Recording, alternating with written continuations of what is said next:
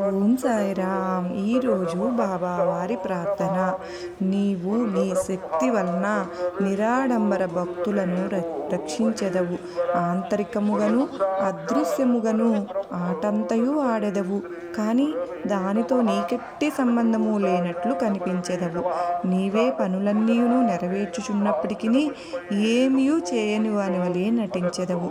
నీ జీవితమును ఎవరూ తెలియజాలరు. కాబట్టి మేము పాపముల నుండి విముక్తి పొందుట ఎట్లానా శరీరమును, వాక్కును, మనస్సును నీ పాదములకు సమర్పించి నీ నామమునే జపించవలెను.